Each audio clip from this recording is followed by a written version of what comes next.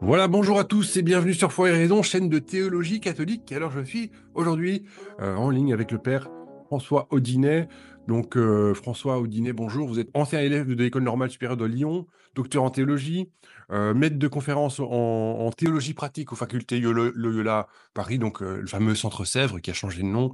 Et donc vous êtes aussi prêtre du diocèse du Havre et engagé auprès de personnes en précarité dans un groupe du réseau Saint-Laurent. Pourrait peut-être nous expliquer en deux mots ce dont il s'agit. Donc vous êtes à la fois théologien mais pas seulement dans les livres, parce que vous rencontrez vraiment les gens, disons, sur le terrain. Et donc la question des pauvres vous intéresse. Vous avez écrit plusieurs livres sur cette question, notamment le dernier, Maintenant le royaume, hors des pauvres, pas de salut.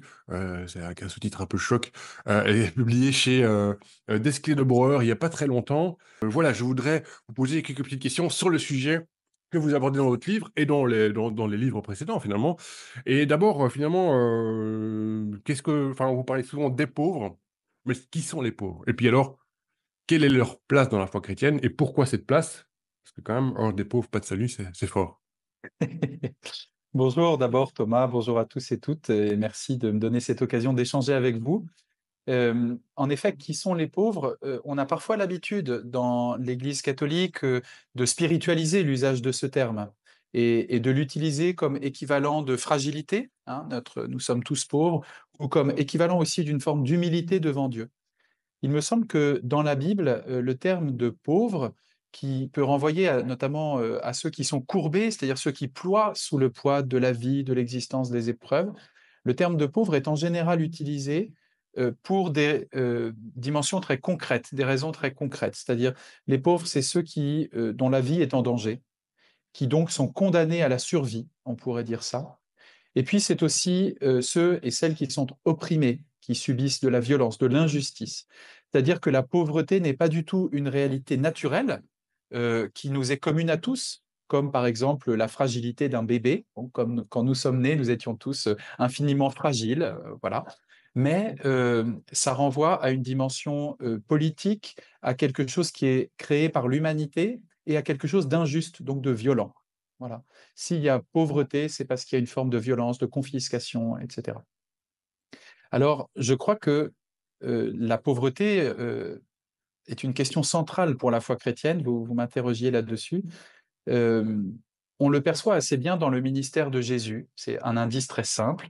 Le Christ, dans les évangiles, croise beaucoup de personnes pauvres, beaucoup de personnes qui sont au bord du monde, beaucoup de personnes aussi qui sont malades et qui cumulent les formes de douleur parce qu'il y a la maladie, parce qu'il y a l'exclusion religieuse, la malédiction, l'idée d'une malédiction qui va avec la maladie, parce qu'il y a la pauvreté, la mendicité qui vont avec, etc.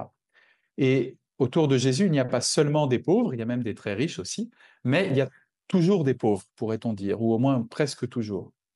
Et cette place des pauvres, elle renvoie à quelque chose qui traverse toutes les Écritures, on pourrait dire avec notamment le récit de l'Exode, où Dieu se manifeste comme celui qui va sauver un peuple réduit en esclavage, réduit à la misère, réduit à un génocide, etc. Tout ce qui est exposé au début du livre de l'Exode, c'est-à-dire que Dieu se manifeste comme le libérateur de ceux qui sont rejetés, qui sont confinés au bord du monde, etc. Et la relation que Dieu a avec le peuple avec lequel il choisit de cheminer est une relation qui est marquée dès le départ par cette libération des pauvres, cette libération de ceux qui sont au bord du monde. Jésus s'inscrit lui aussi dans cette veine. Ok, merci. Alors la notion centrale que vous interrogez dans le livre, finalement, c'est la notion théologique de royaume. Ou biblique, enfin, vous allez peut-être pouvoir nous dire, vous nous parlez du royaume comme en rappelant au début, j'ai l'impression que le royaume, c'est pas seulement une notion floue qui va venir, on sait pas trop ce que c'est, mais il y a aussi une dimension plus concrète. Donc, comment est-ce que vous définissez la notion de royaume? Et est-ce que finalement c'est un synonyme de salut? Parce que vous disiez aussi hors des pauvres, pas de salut. Alors je dirais que le royaume, c'est le nom chrétien du salut. Parce que la question du salut, comment être sauvé, c'est une question qui est plus large que la tradition chrétienne. Et je dirais le royaume de Dieu, c'est le nom évangélique donné au salut, oui. Alors, il se trouve qu'il n'y a pas de définition du nom, du terme royaume dans les Écritures. On n'en trouvera pas comme tel, et donc je ne me risquerai pas à en donner. Et je dirais que c'est caractéristique du royaume, justement, que de ne pas pouvoir être enfermé dans un concept. C'est-à-dire qu'on expérimente toujours le royaume de Dieu sur le mode de la venue, sur le mode de l'approche. Il est en train de s'approcher, il est en train de venir, et donc nous ne pouvons pas le circonscrire ou l'emprisonner. En revanche, il y a des éléments qui permettent de repérer qu'il vient bel et bien le royaume. Et les paraboles de Jésus nous aident à saisir ces éléments. C'est-à-dire que les paraboles, qui sont souvent des paraboles du royaume, le royaume de Dieu peut être comparé à, eh bien ces paraboles, elles renvoient à la vie quotidienne, la moisson, la confection du pain, les semailles, etc., des actes très quotidiens, un banquet. Bon. Et en même temps, elles montrent que dans cette vie quotidienne, il y a un élément qui nous déplace, un élément qui nous surprend, qui appelle à la conversion, et qui font que ces paraboles, elles sont à la fois très faciles à comprendre, parce qu'elles renvoient à des éléments bien connus, mais difficiles à comprendre, parce qu'elles demandent une sorte de conversion pour être comprises. Elles demandent une conversion pour se mettre dans le sens du texte. Eh bien, le royaume de Dieu, il arrive comme ça, c'est-à-dire dans ce que nous connaissons, dans la dimension de maintenant, dans ce monde que nous expérimentons, dans notre histoire, mais en nous surprenant, en nous déplaçant. Alors, maintenant, une fois qu'on a dit ça, ça pose la question du lien avec les pauvres. Ça caractérise aussi le royaume, parce que, d'abord, Jésus annonce le royaume de Dieu en général au contact des pauvres, et puis les pauvres le reconnaissent, reconnaissent l'authenticité de son annonce, reconnaissent que, en effet, quand Jésus arrive, le royaume est en train de s'approcher, alors que les autorités de son peuple, au contraire, non seulement ne le reconnaissent pas, mais contestent la manière dont Jésus est prophète, dont Jésus est Messie, dont Jésus annonce le royaume et le fait venir. Et dans le ministère du Christ, on voit que le royaume renvoie à une annonce, bien sûr, mais aussi à des actes concrets, à une transformation, notamment ce que l'évangile de Jean appelle les signes, ou qu'on appelle les miracles. C'est-à-dire que la venue du royaume s'expérimente dans des transformations. Alors, pas forcément dans des transformations miraculeuses, mais au moins dans des transformations inattendues et dans des transformations qui vont contre l'ordre du monde. C'est-à-dire des transformations qui ne vont pas dans le sens des pouvoirs de ce monde, qui peuvent se construire sur l'injustice, sur l'écrasement, etc., mais qui vont contre l'ordre du monde. Voilà. Alors, le royaume de Dieu, on peut dire, il vient dans le monde des pauvres. Les premiers bénéficiaires en sont les pauvres, mais aussi les premiers à le discerner, les premiers qui le reconnaissent, ce sont les pauvres. Jésus ouvre son ministère dans l'évangile de Luc en disant « L'Esprit du Seigneur est sur moi », c'est la prophétie d'Isaïe, il m'a envoyé annoncer la bonne nouvelle aux pauvres. Eh bien, le mystère du royaume, c'est qu'il vient parmi les pauvres, pour eux, et que donc pour l'identifier, pour le reconnaître, on doit le faire à partir des pauvres, mais aussi avec eux, c'est-à-dire pas loin d'eux, et même à leur école, parce qu'ils sont les mieux placés pour le reconnaître, l'identifier, le discerner. Pourquoi est-ce qu'ils sont le mieux placés, du coup Eh bien, le royaume de Dieu, c'est que la présence de Dieu transforme la réalité, et Dieu se montre comme plein de miséricorde, c'est-à-dire celui qui, pour sauver le monde entier et l'humanité entière, commence par ceux et celles qui sont les victimes de l'histoire de l'humanité, ceux et celles que l'humanité a mis au rebut. Et en sauvant ces personnes les premières, alors Dieu peut sauver tout le monde. On peut dire que si le royaume commençait par les rois de ce monde, il y aurait toujours des gens oubliés dans le royaume de Dieu. Or, c'est exactement l'inverse qui se passe. Alors, il y a tout de même une forme de définition du royaume dans le Nouveau Testament. Elle apparaît là où on ne s'y attend pas, c'est-à-dire non pas dans les évangiles, mais dans la lettre de Paul aux Romains, au chapitre 14, où Paul parle du royaume de Dieu en disant « Le royaume de Dieu est justice, paix et joie dans l'Esprit Saint ». Alors, ça reste une définition très ouverte. Ce n'est pas un concept, évidemment, ce n'est pas la définition d'un concept. Néanmoins, je trouve cette définition très précieuse pour trois raisons.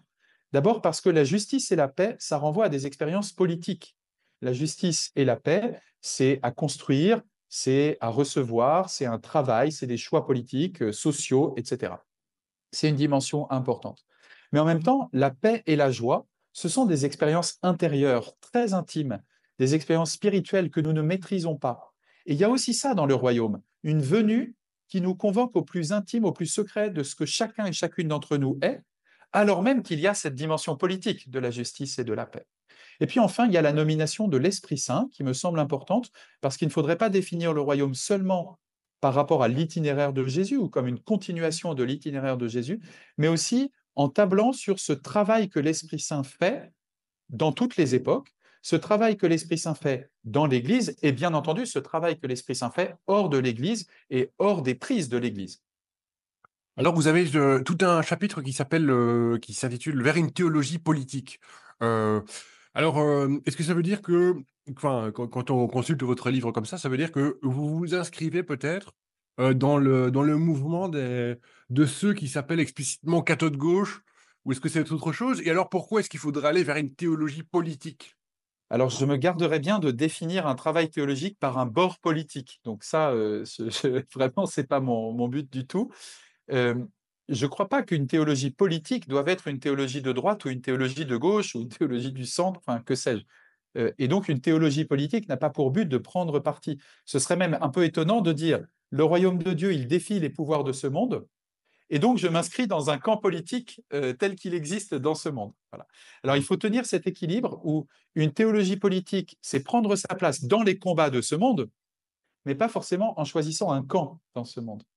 Et en particulier, je dirais, le royaume de Dieu, la théologie politique qu'il entraîne, nous demande de regarder le monde par en bas, de regarder le monde à partir des pauvres. Et donc la question n'est pas de choisir un camp, mais de dire où et quand et qui va en premier vers les plus pauvres et où et quand la voix des plus pauvres est-elle vraiment entendue et où et quand peuvent-ils participer au monde commun et où et quand leur vie spirituelle, leur expérience spirituelle résonne-t-elle dans l'Église et ailleurs, etc., etc.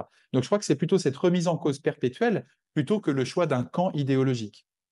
Alors, si je parle de théologie politique, c'est en m'inspirant des théologiens de la libération, qui en Amérique du Sud, après le Concile Vatican II, ont pris au sérieux la situation économique et politique de leur continent et ont interprété les Écritures, ont interprété aussi l'enseignement du Concile Vatican II en un sens politique, j'insiste pas seulement politique, mais qui avait une vraie dimension politique, et puis aussi avec l'héritage de théologiens européens qui ne fuient pas cette dimension.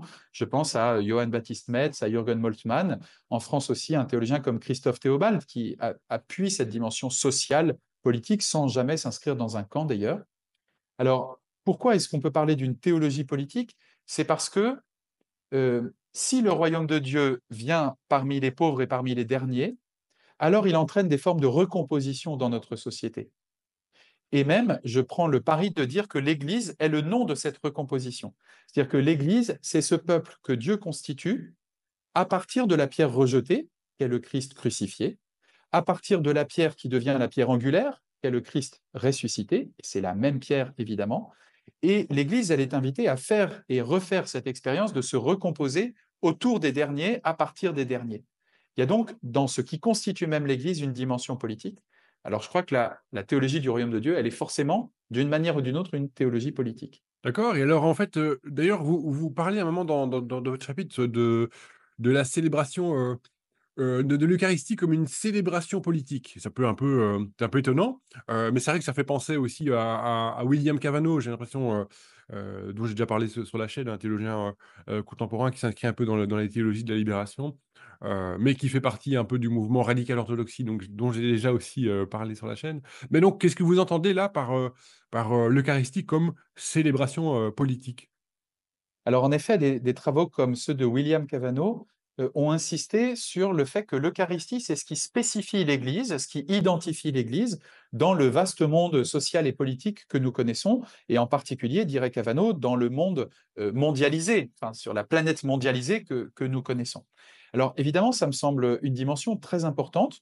Là où je me distingue un petit peu de Cavanaugh, c'est que j'insiste pour dire que l'Eucharistie, elle identifie l'Église en tant qu'elle renvoie l'Église à son mode de constitution. C'est-à-dire non pas en tant que l'Eucharistie manifeste l'Église comme instituée, mais elle renvoie à ce qui est instituant dans l'Église. Et ce qui est instituant dans l'Église, c'est d'être reformé autour de la pierre rejetée, dont Dieu fait la pierre angulaire. C'est d'éprouver que la puissance de Dieu, elle s'exerce dans ce monde, dans le fait que la pierre rejetée puisse devenir la pierre angulaire. Ce qui est à la fois quelque chose qui n'appartient qu'à Dieu, un mystère qui n'appartient qu'à Dieu, et à la fois quelque chose qui se fait à travers nos actes, nos progrès, nos chemins. C'est très humain. Voilà. Et on ne peut pas faire la part entre ce qui revient de Dieu, à Dieu, pardon, et ce qui revient aux êtres humains. Les deux sont intrinsèquement mêlés. Eh bien, il y a de ça dans l'Eucharistie. C'est-à-dire que ce qui s'opère dans l'Eucharistie ne revient qu'à Dieu, et en même temps, c'est très humain. c'est très ritualisé, c'est très défini dans le monde humain, etc. Ce qui se joue dans l'Eucharistie, c'est de refaire l'expérience que nous sommes formés et reformés sans cesse autour du Christ crucifié et ressuscité. C'est-à-dire que ce peuple réuni, il est réuni autour de la pierre rejetée qui devient la pierre angulaire. Ça me semble, l'Eucharistie, elle a cette dimension politique en ce qu'elle nous rappelle que nous sommes toujours en train de vivre cette formation et cette reformation. Et donc, il me semble que l'Eucharistie, elle nous renvoie très puissamment aux plus pauvres. Alors, si j'insiste là-dessus, c'est parce que ce n'est pas forcément toujours évident et que l'Eucharistie dont nous faisons l'expérience dans nos célébrations paroissiales, etc., parfois paraît oublier cela pour seulement s'adresser à ceux qui sont déjà là, ceux qui sont convaincus, et pour paraître mettre en avant seulement la foi dans l'action de Dieu au sein de l'Eucharistie, en oubliant les processus de conversion que l'action de Dieu met en route dans l'Eucharistie. Donc ça me semble important de le rappeler. Merci. Alors, vous rappelez un peu la vision un peu plus concrète, terre à terre du royaume et aussi du salut, et cetera. Est-ce que en vous lisant et en vous entendant, est-ce que finalement il n'y a pas une volonté aussi de, enfin, je me trompe peut-être complètement, mais de répondre à cette idée de la critique de Marx qui dit que la religion est l'opium du peuple? C'est-à-dire que les gens attendent un arrière-monde et puis du coup ils subissent leur oppression et bon, ça va, il y a après la mort, c'est le paradis. Est-ce qu'il y a un peu de ça derrière ou? Alors, je ne dirais pas que c'est direct, mais c'est vrai que euh, en cheminant avec des personnes qui connaissent la précarité au quotidien, qui connaissent même la misère, je vois que leur foi, leur vie spirituelle, leur expérience de Dieu n'est pas du côté de l'opium, c'est-à-dire de ce qui fait supporter tranquillement les douleurs, mais elle est du côté du ressort vital, de ce qui les tient debout et aussi de ce qui leur donne de la force dans le combat, de la force pour pas être écrasés par les multiples injonctions contradictoires qui pèsent sur elles au quotidien. Donc c'est vrai que j'adhère pas du tout à cette idée que la religion peut être l'opium du peuple. Je reconnais que nous sommes doués pour l'instrumentaliser comme ça et que dans l'histoire de l'Église catholique, ça a existé, qu'on veuille l'instrumentaliser comme cela. Mais il me semble que les personnes dans la précarité ont ce sensus fidei, cet instinct, ce flair, comme dit le pape François, qui est de voir dans la foi en Dieu, dans l'appui sur Dieu, ce qui donne vie, ce qui donne la force pour se battre, pour se battre, non OK, pas pour merci. supporter sans rien faire. Mmh. Alors très bien, alors, vous parlez aussi dans votre livre, vous parlez de l'Église comme sacrement du royaume. C'est d'ailleurs, c'est tout un chapitre. Est-ce que mais je vais évidemment pas vous demander de tout dévoiler, de tout spoiler comme on dit, mais est-ce que vous en quelques mots, vous pouvez nous dire, ce que vous entendez par Église comme sacrement du royaume? Alors, il faut voir que ça prend position dans une sorte de débat théologique, c'est-à-dire qu'au Concile Vatican II, la constitution Lumen Gentium, qui portait sur l'Église, a parlé de l'Église comme sacrement, s'appuyant sur déjà des développements théologiques antérieurs, mais sans dire sacrement du royaume. Alors même que cette constitution insistait pour dire que l'Église était constituée comme un chemin vers le royaume, constitué par le royaume qui s'approche, etc. Et donc, il y avait la sacramentalité d'un côté, la théologie du royaume de l'autre, sans que les deux n'en viennent à se rejoindre. C'est un choix délibéré, je pense, de la part des rédacteurs, mais il me semble que ce pas, on peut le franchir et dire que l'Église est sacrement du royaume. Qu'est-ce que ça veut dire? Il faut bien s'entendre, évidemment. Ça veut dire que si elle est sacrement, déjà, c'est que l'Église n'est pas le royaume. L'Église n'est pas le royaume. Alors, Lumen Gentium, déjà, dit qu'on en est le germe, hein, le germe en ce monde. Donc, il se rapproche beaucoup d'une définition sacramentelle. C'est-à-dire que l'Église parle du royaume, elle l'expérimente, elle le discerne, donc elle en connaît quelque chose, elle l'expérimente en elle-même, elle annonce sa venue, mais elle ne peut pas s'identifier. C'est-à-dire que l'Église est constituée par quelque chose qu'elle ne peut pas maîtriser, qui est la venue du royaume. Et donc, la venue du royaume constitue l'Église, mais en même temps, l'Église n'est pas maîtresse de la venue du royaume. C'est ça cet aspect de sacramentalité. Alors, l'Église n'est pas le seul endroit où on peut expérimenter le royaume, je dirais Dieu merci, mais l'Église a cette particularité d'être le peuple où on célèbre le royaume, où on célèbre la venue du royaume comme telle, c'est-à-dire où on rend grâce à Dieu pour la venue du royaume et où on discerne, on attribue à Dieu cette action qu'est la venue du royaume. Donc il y a ce jeu assez subtil qui fait que je crois qu'on peut parler de l'Église comme sacrement du royaume. Ce n'est pas identifier l'Église au royaume, ce n'est pas confisquer le royaume au profit de l'Église. En revanche, c'est prendre au sérieux le fait que ce qui constitue l'Église, ce n'est pas seulement une confession de foi, en Dieu, en son Fils, dans l'Esprit Saint, mais c'est une confession que Dieu fait approcher son royaume et que notre histoire humaine est définie par cela, par l'accueil du royaume de Dieu.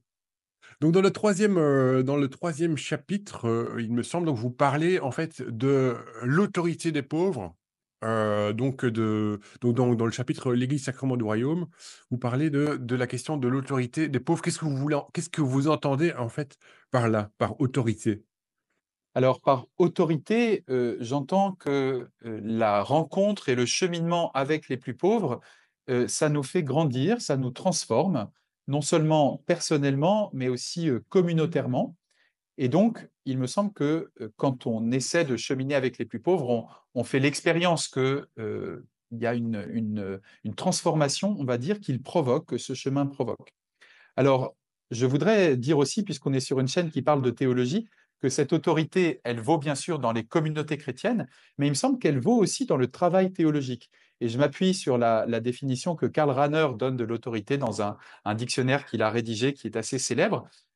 Rahner et Forgrimler parlent de l'autorité comme la qualité d'une personne ou d'une chose qui mérite confiance et qui peut prétendre à imposer la vérité d'une affirmation ou la validité d'une obligation, même quand elles ne sont pas évidentes.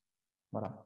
Alors, ça me semble intéressant parce que il me semble qu'en théologie, on peut aussi faire l'expérience que la parole des plus pauvres, lorsqu'ils parlent de leur expérience spirituelle, de leur foi, mais aussi lorsqu'ils parlent de leur expérience du monde, de leur expérience humaine, de leur combat contre la misère, contre la violence, etc., qu'il y a là une autorité, c'est-à-dire une source de connaissance de Dieu, une connaissance de la manière dont Dieu agit, une connaissance de la manière dont le royaume s'approche, que nous ne pouvons entendre de personne d'autre. C'est-à-dire que non seulement, bien sûr, chaque personne a une parole intéressante à dire, c'est un préalable qu'il faut noter, mais en plus, les plus pauvres ont une expérience limite du monde qui est cruciale à entendre aussi pour des théologiens, aussi pour parler avec justesse de l'action de Dieu dans notre monde, de la relation de notre humanité à Dieu, de la venue du royaume, de la transformation du monde par la foi, etc. À ce titre, je crois qu'on peut parler d'une véritable autorité des pauvres qui suppose qu'on fasse crédit à leurs paroles, ce qui n'a rien d'évident parce que nous sommes habitués à croire qu'ils n'ont pas grand-chose d'intéressant à dire. Ça suppose tout un effort pour entrer en conversation. Et puis eux-mêmes font l'expérience d'être en permanence délégitimés, de subir aussi une injustice dans la manière dont leurs pensées, leur culture, leurs paroles peuvent être traitées.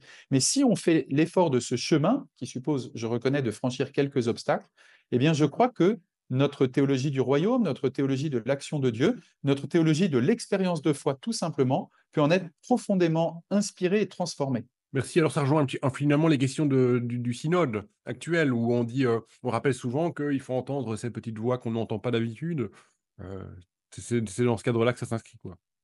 Tout à fait. Alors, il se trouve que j'ai fait partie des experts facilitateurs de l'Assemblée synodale qui vient de s'achever et je peux témoigner que ça a été une question importante, à la fois une affirmation de principe, une conviction qui a mûri, je pense, ces dernières années, au fil des 3 ans de synode dans l'Église catholique.